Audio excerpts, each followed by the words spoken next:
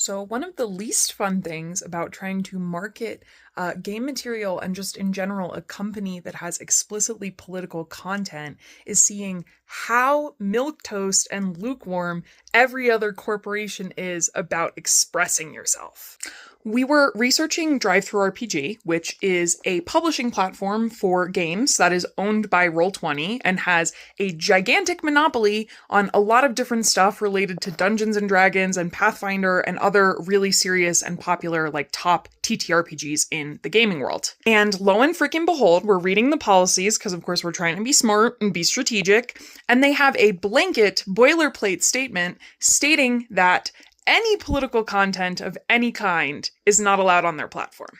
Now, if you go through DriveThruRPG right now, I can guarantee you that you are going to find something that you find offensive, political, disrespectful in some capacity. A lot of the content that is on there that is not being moderated and mitigated fits that description.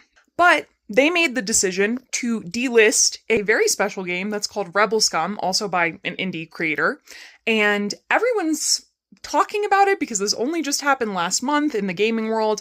It seems like it may be associated with the general conservatism that media is pushing for now that we have a president that is a retributionist against people that don't follow his perspective and what he wants to do.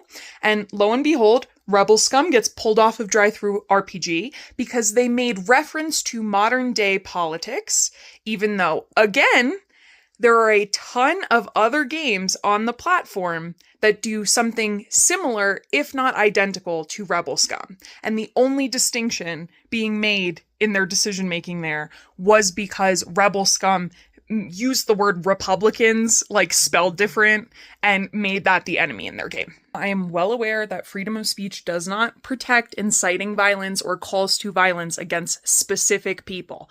However, it is very obvious that Rebel Scum was participating in parody, and unfortunately, parody is not a protected right on the free space of the internet anymore. You are not allowed to make even remotely political content, no matter how accurate the kernel of truth is, and no matter how vitrolic the person that you are parodying is, it is not your right to tell them they are wrong for behaving like an We were trying to market on Tumblr, and lo and behold, one of my short form videos, this very complicated thing that I had scripted out that's like an ARG with all these characters in world, and it's this news anchor that like runs away and flees the propaganda and censorship.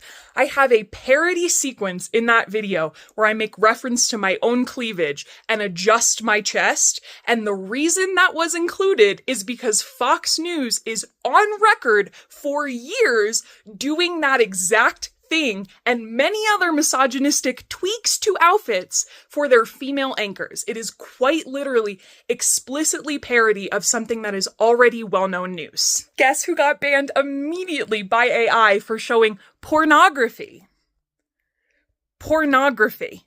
We are going to continue to see the suffocation of political art until corporations get their heads out of their and recognize the time period that we're living in, and that the moral imperative is more serious than censorship and earning a couple bucks. Anyway, check out Signs of the Times on itch.io tomorrow, and definitely not DriveThruRPG.